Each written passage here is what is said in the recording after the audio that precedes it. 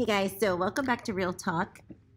We have a guest today, and this is my friend Brett. He's going to tell you a little bit about what he does and where he's from and how he uses BookSnaps in his classroom. So I am so excited to have you here. We're here at iPapalooza 2017, and we finally got to meet in person. Woo. So I said, will you be a guest on my vlog? And he said yes. So here we are, yes. Let's go, Brett. All right. So the one thing you're going to notice straight away is that I have a slightly different accent to Tara or Tara. Love it. But I come from a little bit further away than Texas, than Kansas does. So obviously I'm Brett. I'm from Australia, and I've been able to follow Tara's work for a while now. And I first saw BookSnaps when she was tweeting about them on Twitter, and then it became a real ground movement. I saw Dave Burgess and a lot of the Teach Like a Pirate people sort of started using, we're talking about BookSnaps, and at that time it was in our summer holidays because our seasons are different to over here in America. And I was looking at it and I think this is something really different. It's something really simple and has a real potential to make a difference to the students in the class. So I thought I'd have to give it a go, and I have, and I've had great success with it, and now I'm a big fan. Yeah, and we're buddies for life. Woo! Mates. That's right.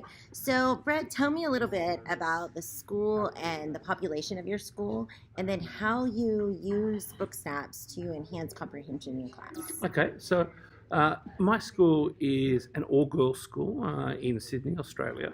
I teach grade 6, so we're talking like girls, 11-year-old, 12-year-old sort of thing.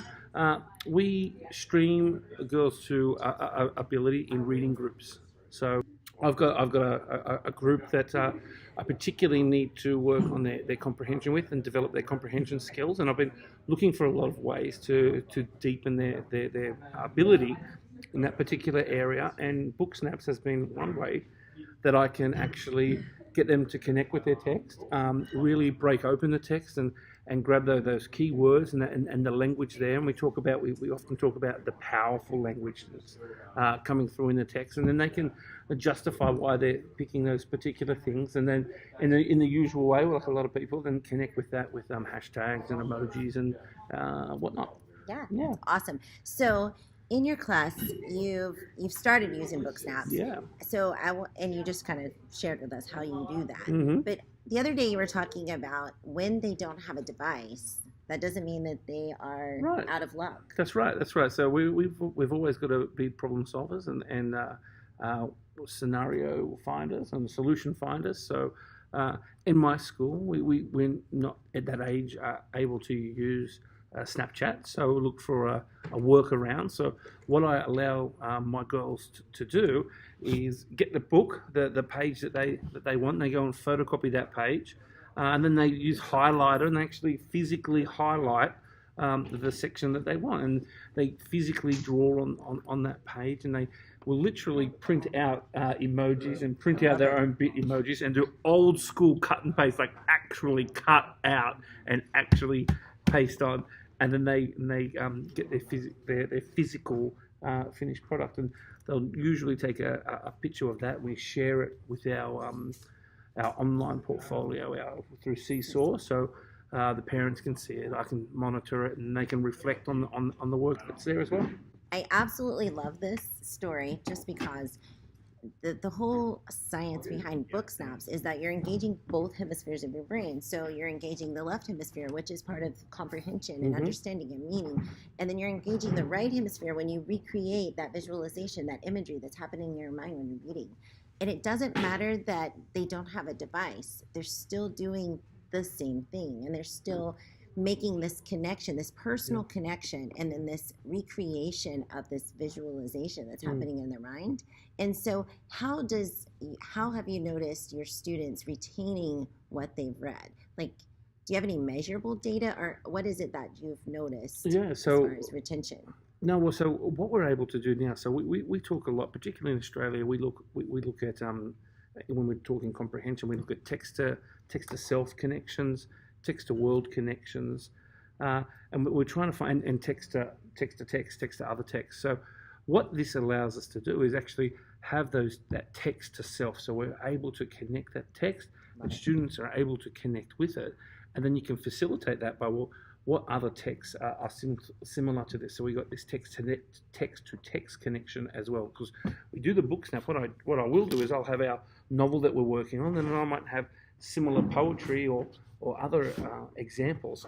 So the girls are able to do multiple BookSnaps, and then when I ask them to collate that idea, they've got, I have a connection with this poem, I have a connection with our main novel, I've got a connection with another short story, and then suddenly when they're talking about, oh, well, what are the themes of this story, they're not only connecting with the novel itself, they're then drawing on other sources. They're bringing in that poetry, and surprise, surprise, because they've highlighted those really powerful messages that are happening in the poem, they can actually quote directly from the poetry or quote from the other sources and bring those things into their understanding. So it's allowing the girls to show a real global understanding of the issues that are coming in one text. I love it.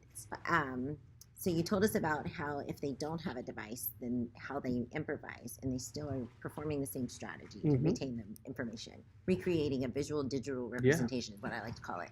So when they do have a device, when they do have a device, what apps are they using that you're finding successful in Australia? So I'm a real big believer of telling people or telling students what they need to do, and then letting them find their own way and their own solution on how to solve that problem. So this is where we need to get. You figure out how you're going to get there. I'm not going to tell you must use this app. You must have 3 hashtags. You must have one. I'm not going to list out like a checklist of things that they have to do. The girls know what the task is, the way they manage that task. So for a lot of them, I mean, we do have devices, but ours is a limitation of an age restriction on using Snapchat itself. So we've got that workaround where we can do the physical thing. But some of the girls are more comfortable to use a digital solution. So they might take a screenshot on their laptop, they import it into Canva, and then they can use it on Canva. I've got other girls who like pic collage, so they'll take a shot with their pic collage, they bring in the pic collage, and then they bring the images in from pic collage, and they're getting the same result. Well, different results with very different ways, but the job is getting done, and they're able to do it in the way that best relates to their learning, and they're choosing their own learning path, and I think that's really important. I think that's powerful. So in my session the other day, you made a statement, one about this being global, which thank you for having it in Australia. Thank you for implementing it in Australia. I'm a big fan of what this is, and I have seen the impact that it has had on the students that I teach. And I think I said, it has changed the way that I teach comprehension. That was the quote I was about to say. So go for it. Tell them about it. So it's changed the way you taught comprehension. What did you do before that this has brought this new way of doing it? Well, I think I've always had that methodology of trying to find text to self, text to text, text to world. But what I've needed to do is literally say, okay, we're going to find text to self. So this is what's happening, make a list. And it was very formal and far more rigid and very teacher driven, whereas this is student driven. So they're making those connections themselves. It's not me dictating and pontificating and saying, this is what we're going to do next, this is how you have to do it. You enter here in this checkbox, you relate to this by how you fill out the missing word. They're finding what they relate to, and they're relating to it in an authentic way. And that's the real magic of this beautiful BookSnap idea. Agreed. So can I make a confession though? Please do. I love me some social media. I'm on Twitter all the time and Insta and all that sort of stuff. But I have resisted, and I have not actually joined Snapchat. And I could see the power of this without even being on Snapchat myself.